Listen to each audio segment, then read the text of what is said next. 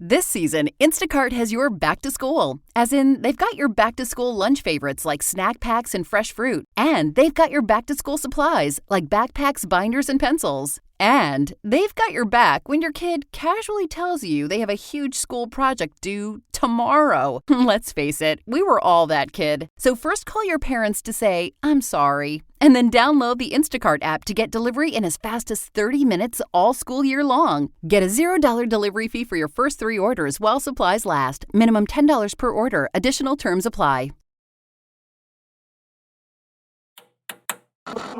With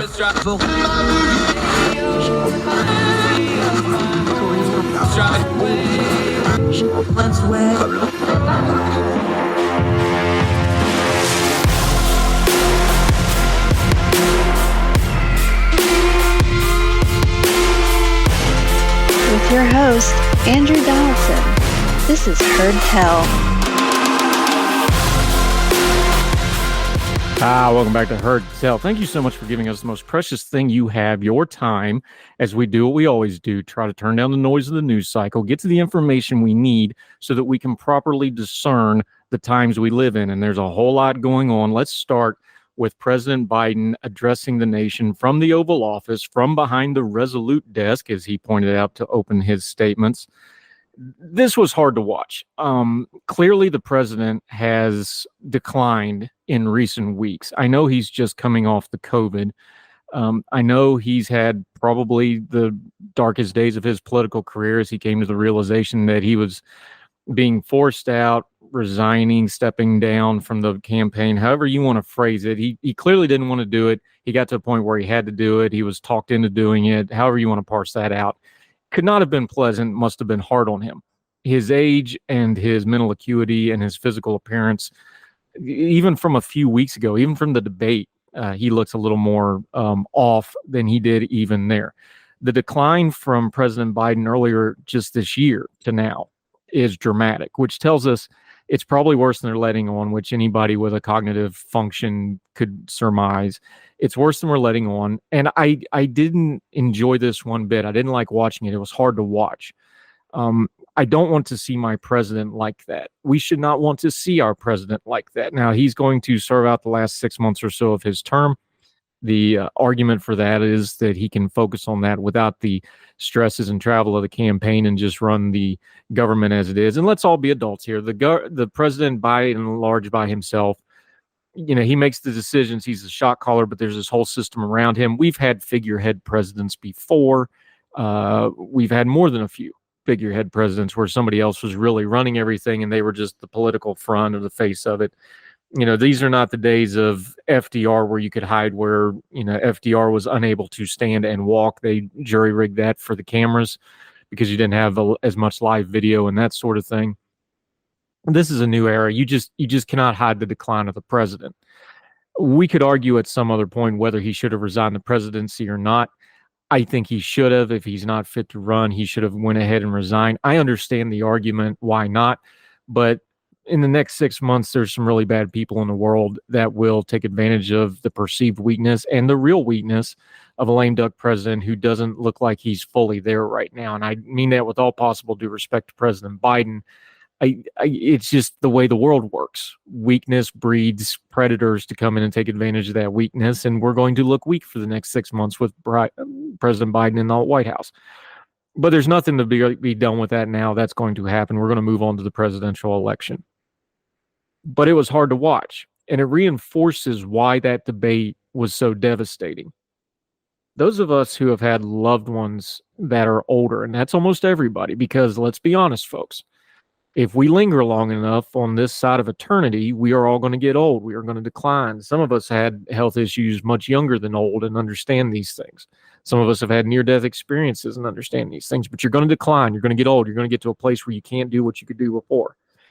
And I understand people coming out and defending Biden and said, well, I had a meeting with him and he was fine. It doesn't mean they were necessarily lying, although there has been some covering up of the president's condition, clearly. But when people in the elder state like this and with the sort of things that President Biden is dealing with, they can strap it up for short periods of time. And no doubt they went into the debate hoping he could just strap it up one more time and get through the debate. And he couldn't. But it was beyond just him struggling. I was watching that debate with people who were non-political in my household, and they were asking me to turn it off. Not because of the politics. They just couldn't watch it. It was that visceral. I had that same feeling watching this speech, although the speech was fine. It was technically fine. But because I do media and I do TV and I do radio, you could just tell, President Biden didn't know where to go with his eyes. He didn't know what to do with his hands.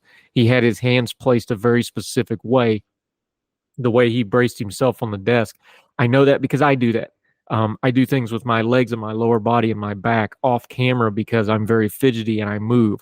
My hands shake also. So I try not to talk with my hands on camera. I have a fidget thing that I play with in my hands, usually when I'm doing live video, especially really long ones, like a panel show where I'm talking for 30 minutes, but it's only in 2-minute increments every 10 minutes. I actually have a pad on my office chair to push the small of my back forward so that I keep my posture up because I don't sit properly for long periods of time. So watching the technical aspects of how he presented that, he couldn't keep his eyes on the teleprompter and the camera properly. His face, they had obviously made him up to try to make him look as good as possible, but you could tell they had made him up heavily. It was hard to watch. It was sad to watch. I will say this at the same time, I admire that he's trying to soldier on through it. But this is something you're not going to be soldiering on and be able to pull off. It's just not there anymore. I don't want to see my president like this. And I hope we take the lesson that maybe it's time we start backing off this thing where we don't have honest conversations about age in government. We saw the absolute abomination of what they did to Senator Dianne Feinstein. That was gross. It was gross. Keeping that woman in power for the people that were around her when she was clearly in no condition to be so. And there's many other examples. Republicans do this. Democrats do this. This thing of having this aged-ocracy in Congress and in our elected officials is not healthy for the country. And it goes beyond politics. It goes to we just don't have a healthy conversation understanding about age. At some point, it's time to step off. At some point, you just can't do it anymore. And just because you can do it for 5 minutes, 10 minutes, an hour out of the day doesn't mean you can do it 24/7 in a job like the presidency. We've had relatively young presidents before Trump and Biden. Barack Obama was relatively young. Bill Clinton was relatively young. George W. Bush was relatively young. Go look at the pictures of those three men, among the youngest presidents in the modern era, and look what they look like when they left office after 8 years. They were all full-term presidents. Just look at how their physical appearance changed in 8 years. This job, the presidency, absolutely chews people up. And it was too much of an ask for President Biden, who ran chiefly as being not Trump. And there was age concerns then. And now they've caught up with everybody. So let's just all be honest about where we're at, how we got here, and not just put the political blame game on it, but put the electoral blame game on it. This was the trade-off. You didn't want Trump, who, by the way, is also probably too old to be president, but we'll debate that some other day. And he's morally unfit to be president, with President Biden, who had age and ability concerns. And they caught up with him.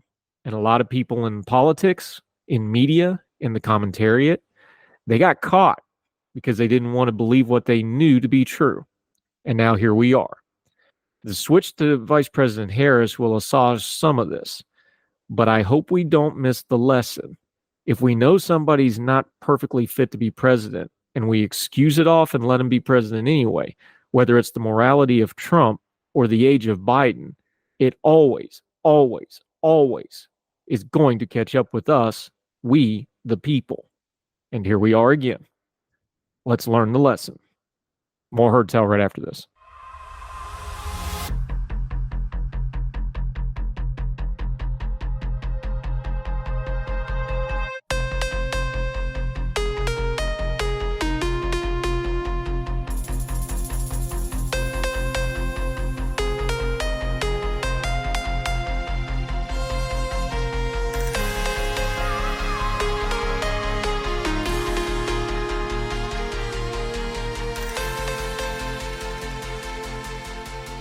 Welcome back to Heard Tell. Let's talk about the state of the race now that Vice President Kamala Harris is the top of the Democratic ticket. She's the presumptive nominee.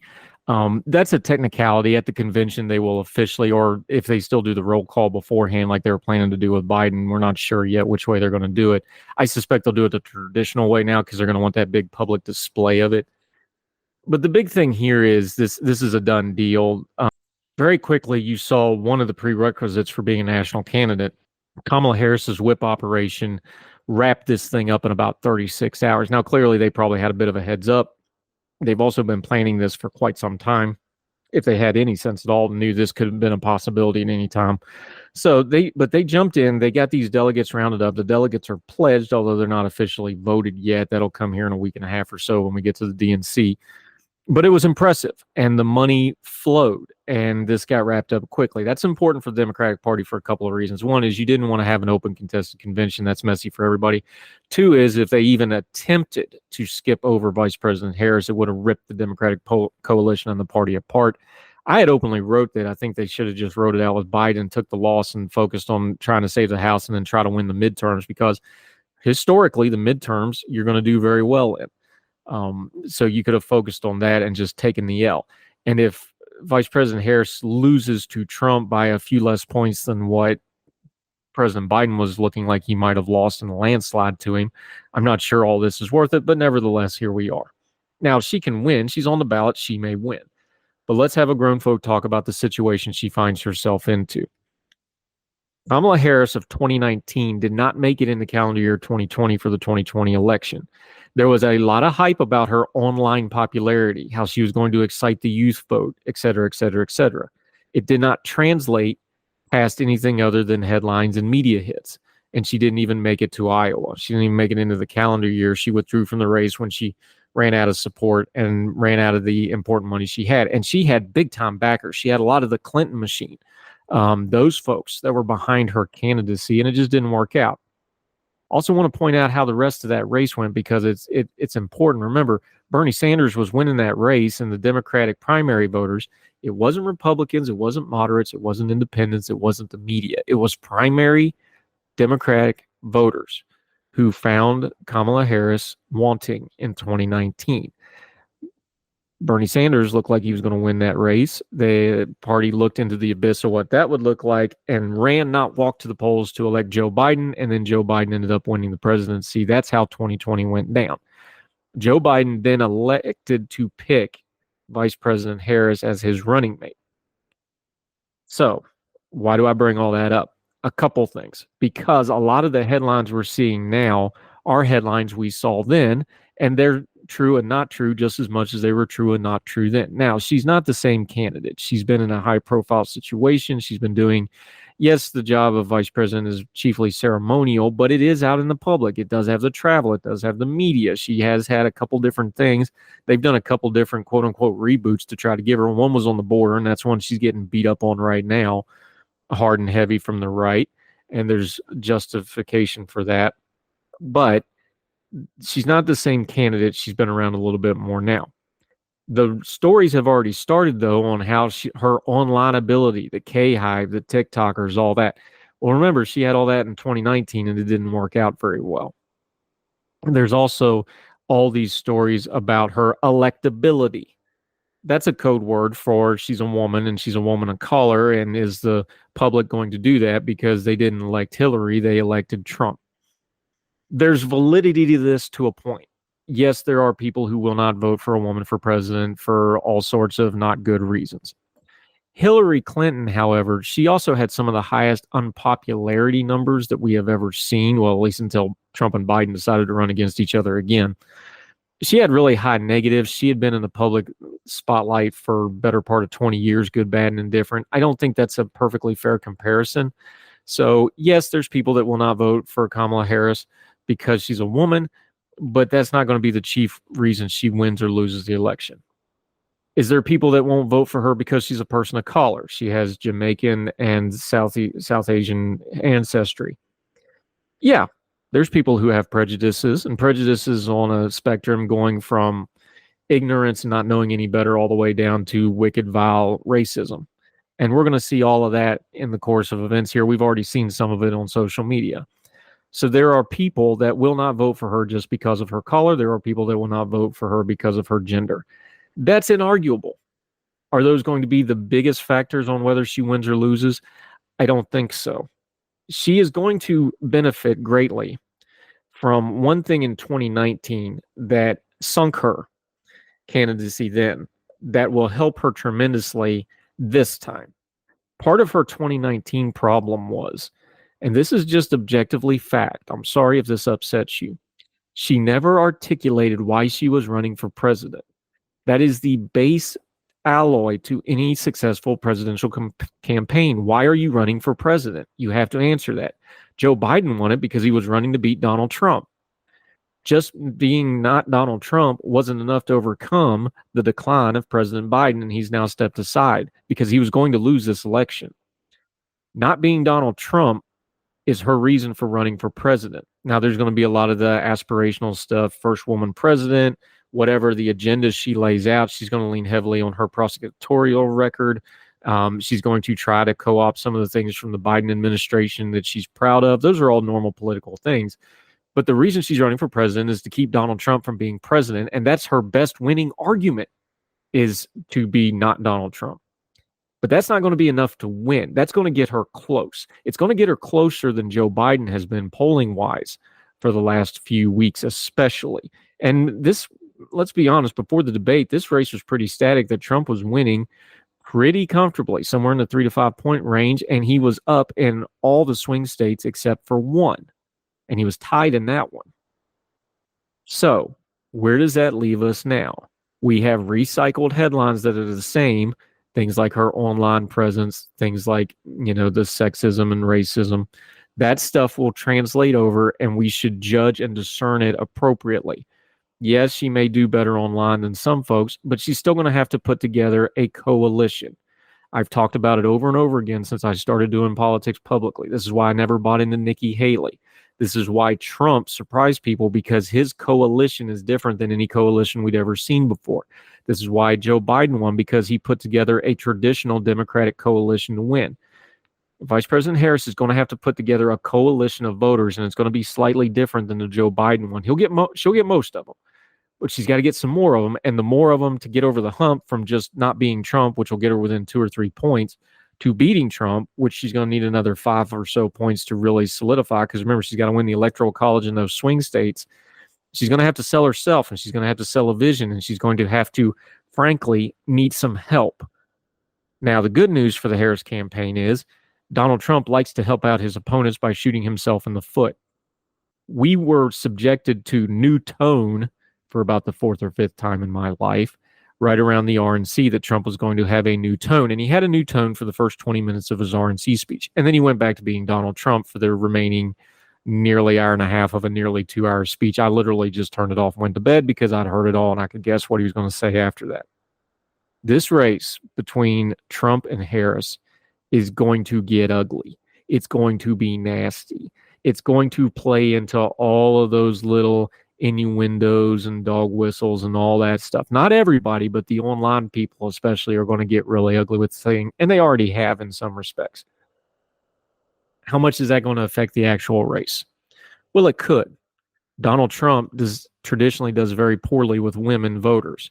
If it's seen that he's being very unfair to the female candidate, that could hurt him with that demographic.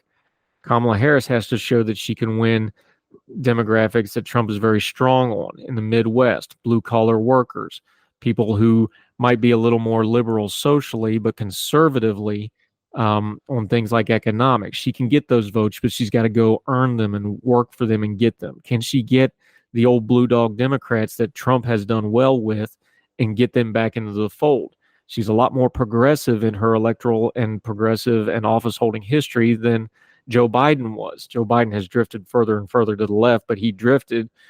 Kamala Harris naturally just lives there. She's going to have to explain that to moderate voters who are a little squishy in the middle. She may have some of the same problem that Joe Biden had of, just because people aren't going to vote for Trump doesn't mean they're going to come out and vote for her. There may be a lot of split ticketing. They may not vote for her specifically, but people on the down ballot. These are the challenges that Kamala Harris is going to be facing going into this election. Now, she can overcome them. She can win, but she is behind, and she's starting in a hole that Joe Biden left her in electorally. Now, the enthusiasm gap will close some of that quickly. But at some point right around after the DNC, and I've said this, I'm not going to pay a lot of attention to the polling until after the DNC because it's going to bounce around. Ask yourself this question. Did the fundamentals of this race really change when Joe Biden stepped off? And I don't mean since the debate when it was apparent that he couldn't do the job anymore. Talking about before that, this race has been very static since the spring. Trump has been consistently ahead. I think we're going to find come August and September that Vice President Harris is going to be in a similar situation, a few points behind, trying to figure out a way to break through in those 7 key swing states. Can she do it? We'll find out. But she's only got about 100 days to do so. And we have a whole brand new election to try to analyze and figure out. Maybe we should start with where we ended up with the Biden campaign and see if the fundamentals of this race are really all that different, even with the shiny new object on top of the ticket to pay attention to. And Trump is still Trump. Trump still has his ceiling. There are people who will never vote for Trump no matter what. But that ceiling might be enough to win here. See what happens. More Heard Tell right after this.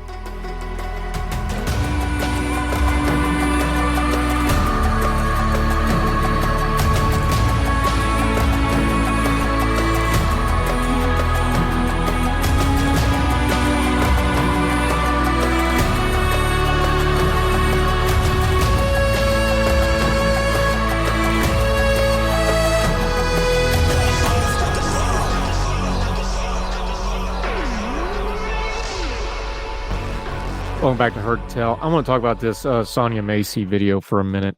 If you're not familiar, this is a woman in her home in Springfield, Illinois. She was shot to death by a Sangamon County Sheriff's deputy. There was another deputy there, although he didn't fire the shots. Sean Grayson is the name of the deputy. He's now been charged with murder, among other charges. The video came out a couple of days ago. I'll be honest, I actually missed the video coming out because it was during the period of time the Friday before the Saturday that Trump got shot was the last day I was supposed to work for about 10 days because I had to go move my daughter from her house in Virginia to Ohio, then come back to West Virginia, set up for the wedding. And we had the wedding and she got married a couple hours after Biden resigned. So I picked a good 10 days to take off, right? Because some of the biggest news stories of the last few years came out. That's okay. So I actually missed the video release. One of the media outlets I work with, the News Forum up in Canada, asked for me to do some commentary on it. They sent me the link, and that was the first time I'd actually watched the video, although I remember the case when it initially happened. This shooting is horrific. It is has some common threads to other shootings we have, and I want to expand on the commentary I did for the Canadian folks because that's a little 2-minute soundbite with one question.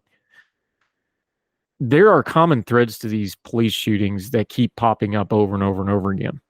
This woman, Sonya Massey, was clearly having some kind of a mental health issue or a mental health moment, or at the very least, cognitively wasn't fully understanding what was going on around her and the situation that she was in. Maybe she was trying to joke around with it. The rebuke you in the name of Jesus clip really hit me.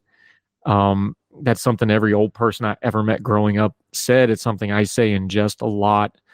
Like, I don't know if she was having a mental health moment or she was very scared and nervous, and that was a joking moment because she immediately apologized for saying it when the police officer, the deputy that ended up murdering her, took offense to it. That hit home. One of the first things she said on the porch was, "Don't hurt me." So I'm paraphrasing here. You can watch the clip for yourself. I'm going to link to the full video. But we now know that this deputy had a lot of red flags. He had 2 DUIs before he was ever on the police force. He was in the Army but didn't serve his full term, although they said they didn't have a disciplinary record on it. There's some kind of a story there. I guarantee you there is, because they don't let you out early for no good reason. It was probably one of those things like, look, we'll give you an honorable discharge, just please go away. I suspect, that's a guess, but I suspect that happened because he didn't fill his full 2 years. You can go look that up on your own time. He had worked for multiple departments before getting his current job. That in and of itself doesn't mean a lot. A lot of smaller department people double up on their jobs because of the lower pay or part-timeness or whatever. What we do know from this video is this person had no business being a police officer. They don't have the temperament for it. The escalation of the use of force here was completely disproportional. There was no threat to these officers. They failed to control her. If they did think she was a suspect, they didn't control her. One of the things they teach you, whether it's police or military or anything else, is if you're dealing with somebody in a house, you don't, and remember, this started on their front porch and then they entered the home. You don't let somebody go in the kitchen, because the kitchen is where there's danger. There's knives, there's stoves, there's all sorts of things. So why did you let her? You should have kept her separate from that. There's 2 deputies, mind you. So she starts talking about boiling water on the stove. All the deputy had to say was, you stay here, I'll turn the stove off for you, walk over and take care of it. Or predominantly, the other deputy probably should have walked over towards the kitchen to keep her in the living room away. Now, you can say this is all Monday morning quarterbacking, but no, you wear a badge and a gun. You have the authority of the state as the armed enforcement arm of the law and of the state. This is what you're taught to do, and if you don't do it, you're allowed to be held accountable for it. We must hold you accountable for it. The idea that this woman needed to be shot when you watch the totality of the video is ridiculous. The full escalation of this situation was on the deputy. At any point, they could have de-escalated this. They could have calmed this whole thing down. They could have treated this woman completely differently and avoided all this. And there's no version of any of this where she deserved to have a bullet put in her head. When she ducked down behind the counter, that's a defensive posture. If she came up with a weapon, that'd be a little different. And again, the Monday morning quarterbacks and the people who think police can do no wrong will be like, well, you don't know. No, this is what you're trained to do. The murder charge in this situation is completely warranted. We will see if it brings a conviction. That's up to a court of law. But whatever happens in the court case of Sean Grayson, it's not going to be justice. There is no justice in this world for what happened to Sonya Massey, who called for help and wound up being killed for it, because the deputy that responded, and to a lesser extent the partner, didn't do the one thing our police should always do: keep the peace. More Heard Tell right after this.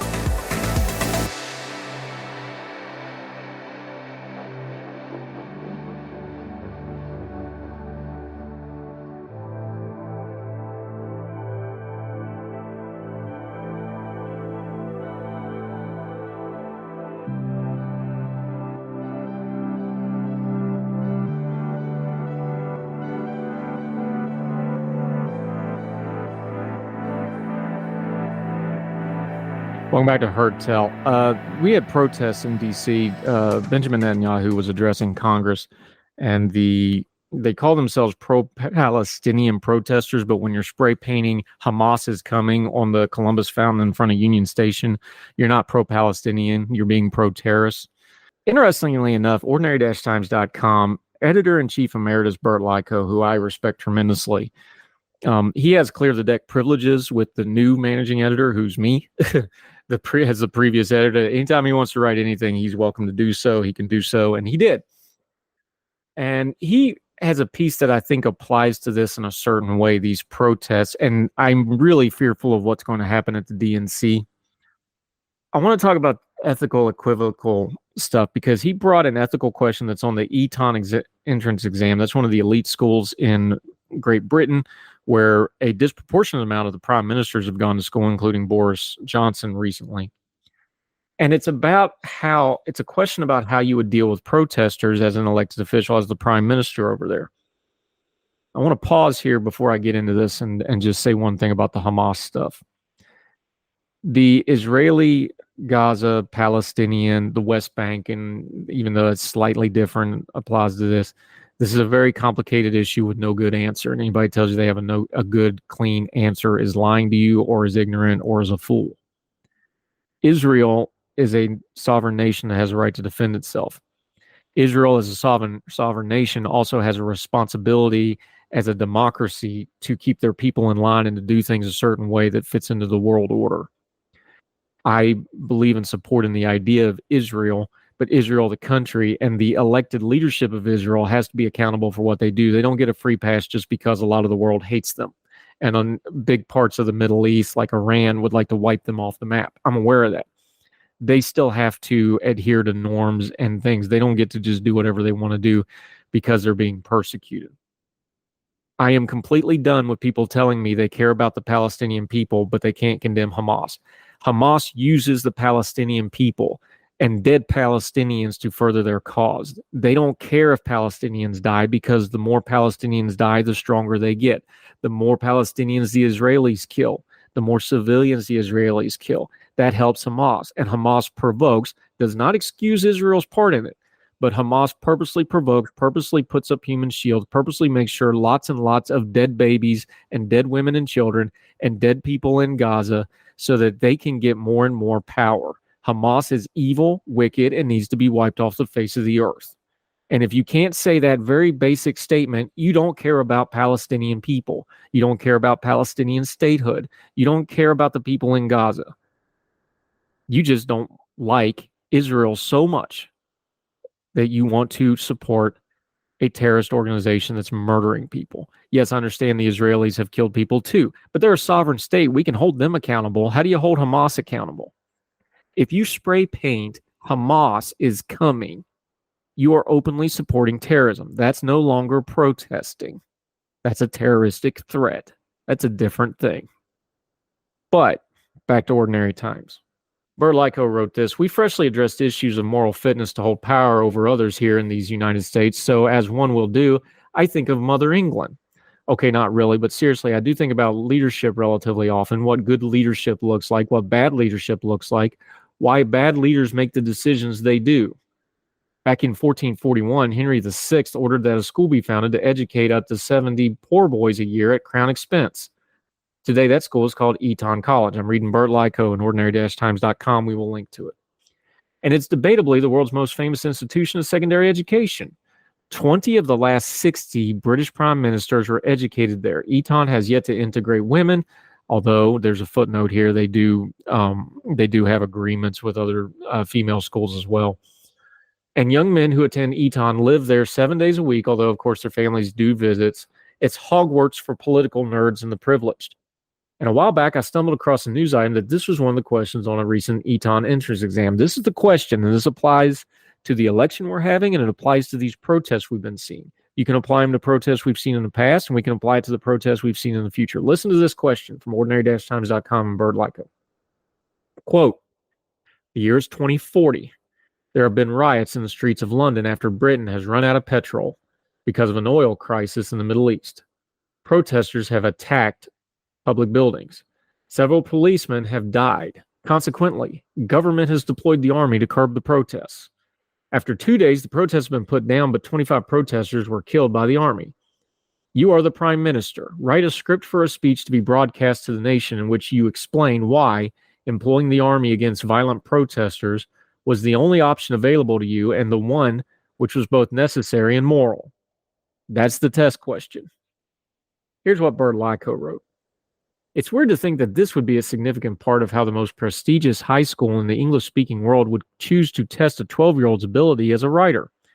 Imagine you're a prime minister as a fine beginning, I suppose, and I don't have a problem with giving intelligent 12-year-olds a very challenging question as part of an exam to gain entrance into a prestigious school. And now your job is to explain away something super morally questionable? That question conveys a message to a young person who is asked to respond to it. Specifically, a young person who the school's teachers have to be aware has a much higher than baseline chance of actually being a prime minister in 2040. And even if no one who found themselves tasked with writing this essay does wind up in a position of high public responsibility, I'm still kind of queasy about the implication that this is an important life skill for which a student's aptitude will be measured and presumably developed throughout the rest of the school's curriculum. A part of me hopes a decent number of these essays ended with phrases like, quote, and so it becomes the incidents happened under my custodianship of the government. I must take responsibility and I offer the monarch my resignation as prime minister. Thank you for the opportunity to serve, and may the families of the fallen find comfort and solace, end quote. But I wonder if enough 12-year-olds would see that as a viable option or fear that doing so would fail the assignment.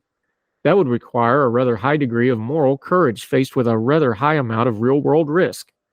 Easier to just complete the essay as given, offer a justification for the peacetime deployment of the military within the civilian population, and the resulting deaths.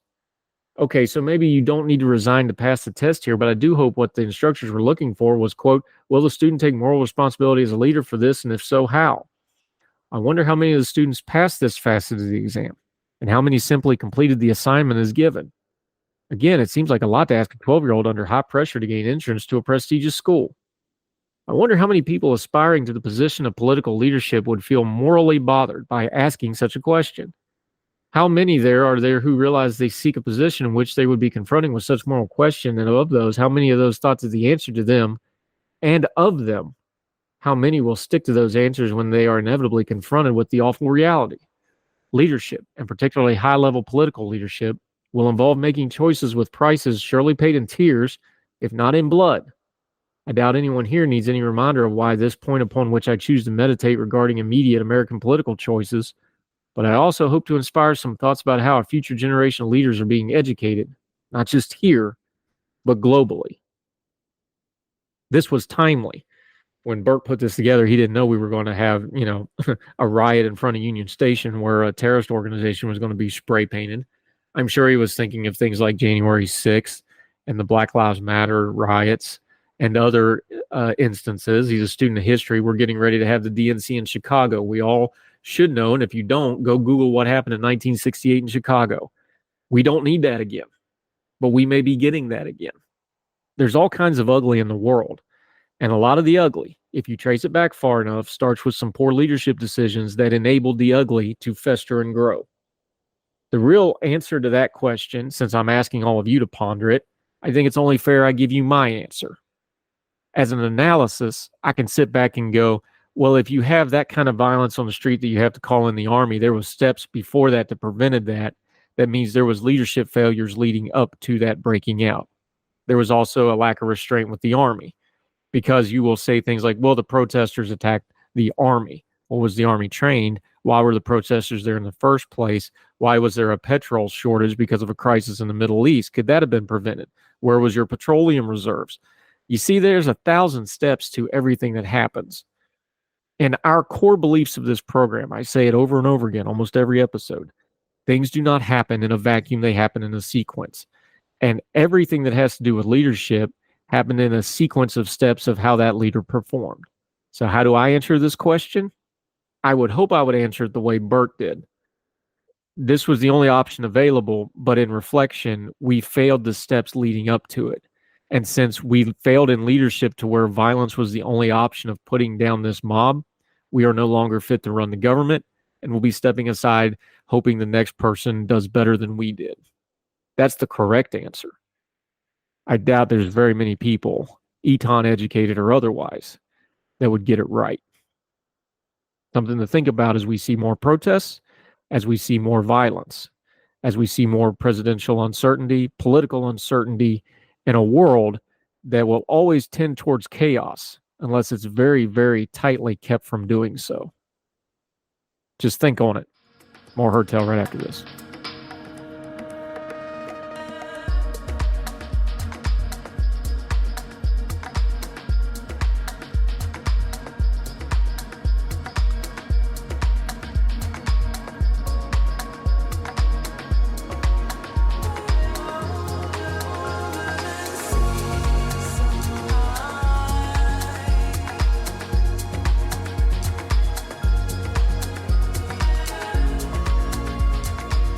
Welcome back to Herd Tell. I'm going to say something here that's going to be very controversial to a lot of people, but it's something I'm thinking deeply on and I want to explore and write on and do some stuff on in the future because it's really bothering me. I don't talk about faith a whole lot. I have my own faith. I'm with Johnny Cash. I'm a Christian, but I'm a C- at best Christian, and usually I'm an F. I'm in no position to tell anybody how to conduct themselves or their faith. Because I fail in my own faith, but I do take it serious. I take it serious enough that I don't really want to talk about it on Twitter. I take it seriously enough that I don't get into arguments about it. What I do believe fully and deeply, and I'm believe it enough that I have a lot of conviction of how I've failed my own beliefs and faith over large chunks of my life, and I'm trying to be a better man and a better father and a better person to the people in my life and my family, despite my failings. But there's something going on in American evangelical Christianity, and I hate the term evangelical. I could do a couple hours on why I dislike that term, even though technically I is one. I hate that terminology. It does not cover what it needs to cover. It does not mean what it originally meant. But I'm going to say this because there's been a lot of stuff that maybe if you're not of the Christian faith, you may not realize. But when you start talking about this Christian nationalism stuff, you look at things that are going on with major denominations like the Southern Baptist Convention. I've been a member of a Southern Baptist church before. I'm not currently, but I've worshiped at them frequently over the years. I grew up, I consider myself a Baptist, not a Southern Baptist, but a Baptist. I grew up in American Baptist churches, although not the national American Baptists are pretty liberal. I grew up in pretty conservative ones. That's just my background. I consider myself a Baptist. I consider myself a Christian, a very bad one, but I do consider my one. I have studied theology for over 20 years, both personally and academically. I've done quite a bit of high-level theology study academically. I'm getting ready to do more of it.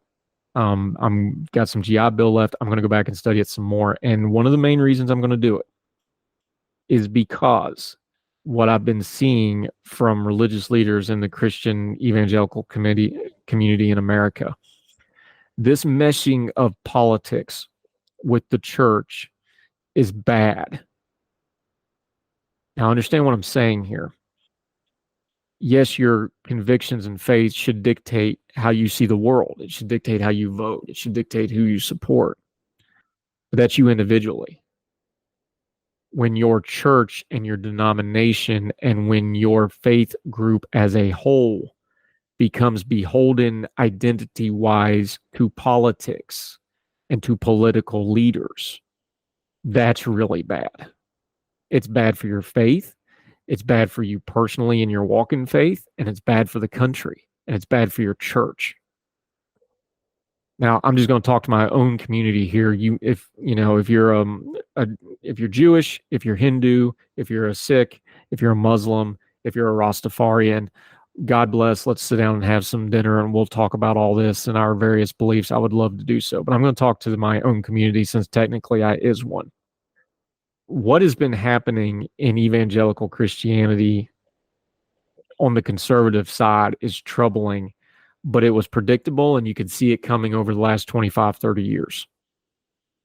What has happened in the Christian community, the American evangelical Christian community specifically, go ahead and get mad, send your emails, heardtellshow@gmail.com. Heard Tell Show on the Twitter. Go ahead and send your hate. I'm going to say this, and I believe it to the core of my being. One of the big problems with evangelical Christianity in America is they really are the spoiled rich kids of the faith world. Worldwide, there has never been a group, a religious faith group in the history of the world, unless you want to maybe count Constantine making Christianity the official religion of the Roman Empire, which was the start of the decline, frankly. No religious group has ever benefited more than post-World War II American evangelical Christianity. Prosperity-wise, politically-wise, political power-wise, lack of persecution, ability to do whatever we want. It's inarguable. Historically, no group of faith has ever prospered like post-World War II evangelical Christianity in the United States of America. That's an inarguable statement. But what did they do with it? What did we do with it? Because it's only fair to include myself here. Well, church attendance is down. Baptisms are down. Belief in the faith is down. Those two things are incongruent. How can you be that prosperous and yet people outside of your faith are rejecting it? And by the way, the more politically aligned you get to try to get your power and influence and to get those heady post-World War II days back, the worse this is going to get. There should be some reflection of why those two things are both true. Why after a period of almost unrivaled prosperity for a faith group, they are being rejected more and more and more by more and more people. It's inarguable. Church attendance is down. Baptisms are down. I know the Southern Baptists will say certain baptismal figure. Look, it's down. Maybe you should get your faith centered over something more than politics. I am very troubled, and I said I could see this coming because what happened with the church growth movement over the last 30, 35 years and what's happened in the seminaries and the type of pastors they're putting out. Look, I took classes at Liberty. I know some of these folks. I know what I'm talking about here. And I'm going to be in the vast minority of people that will say this, and lots of people will tell me I need to shut up. I will not, but I will be drowned out saying this. I think we really failed in not making seminary students work some kind of public-facing service sector job for 6 months to a year as part of their training. We are pumping out these pastors that don't know anything other than being leaders without having been led themselves. We have a prodigious amount of people who call themselves pastors in Christian evangelicalism in America who obviously have not done enough business with the devil themselves to take their chosen vocation seriously. They think it's some kind of Salesforce, something or other, church growth business model. And there's too much business models in the churches and there's not enough faith. And when you have a business model that mashes with a political ideology, you have a recipe for some earthly success, but don't call it faith and don't call it a church. And that's where we're at with that. I could go really deep in the woods on the theology and ideology and the politics and the religion and all of that. I've studied it for all of my adult life because I care about it. I can go quote you the verses if you really want to. We can talk about how we got here with certain faith leaders. But things like the scandals where churches aren't held accountable for abuse because it would be bad for the brand, where we have to prop up political candidates who most people wouldn't allow membership of in their own churches, but we have to have them because they're going to make the church great again. I'm sorry, you've lost the plot. That's not how that works. It breaks my heart and it frustrates me because evangelical Christian faith is based on a message of forgiveness and repentance and redemption. And so many of those people are using things like forgiveness, repentance, and redemption not as a shield to protect vulnerable people who are trying to work out their faith and find a better way through this thing we call life, but they're using it as a sword to cut down anybody that opposes them. That's not faith. That's theocracy. And I'll have no part of it. And I'm done being quiet about it. More Heard Tell right after this.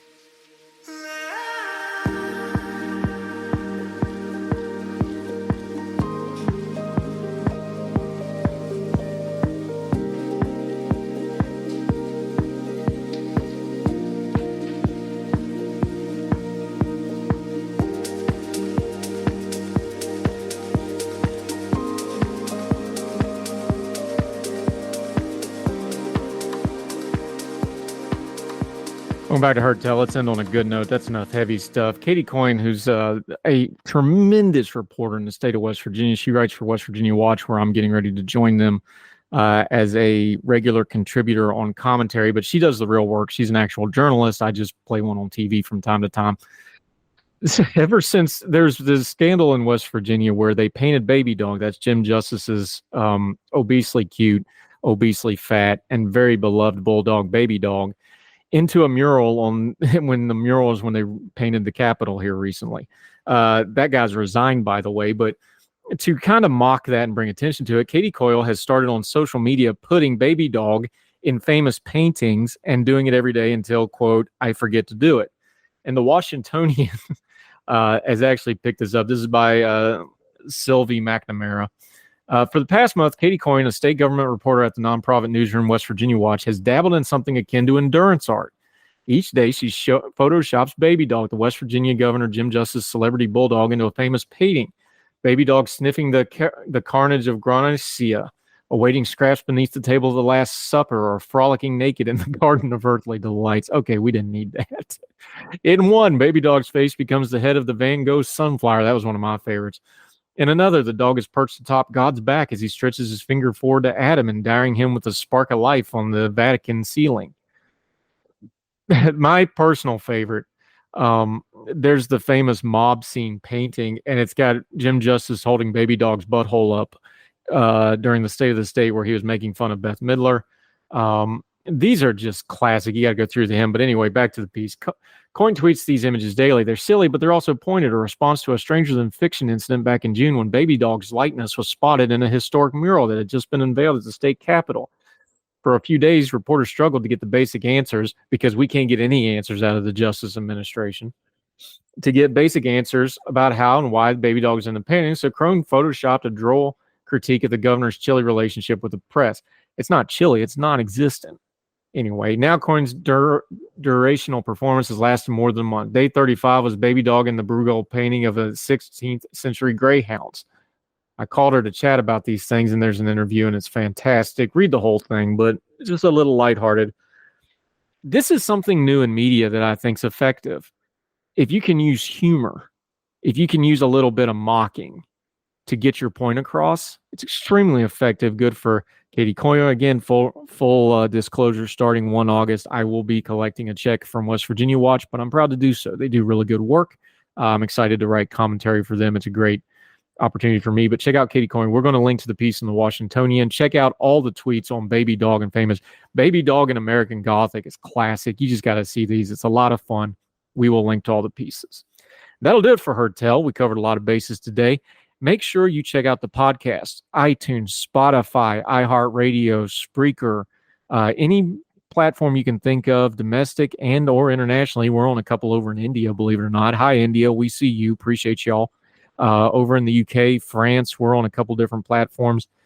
Please make sure you subscribe. And if you have the ability to leave a comment and a rating, please do so. That's really important. That lets those platforms know that our program is worth promoting and supporting. It lets other people know what you think. We greatly appreciate it. We don't pay for any advertising outside of our own social media accounts here.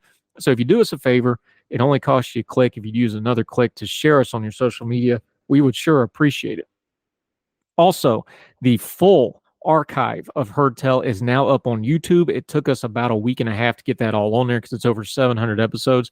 There is a podcast-specific tab on YouTube. This is more kind of a new feature YouTube done. There's so many podcasts that people, they quote unquote watch them on YouTube, but it's just the audio with a graphic and people listen to them as I drive. That also gets us on YouTube Music.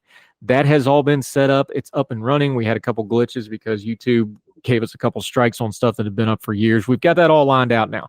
700 episodes and all the new ones on the podcast tab on YouTube. So if you got a YouTube account, please make sure you subscribe and follow us there. Click the notification button. You'll never miss a thing. So wherever you are, across the street and around the world, we hope you're well. We hope you are well fed. And we will talk to you again soon for more Heard Tell. All the music on Heard Tell is provided under a Creative Content license from monstercat.com. Somos la máquina.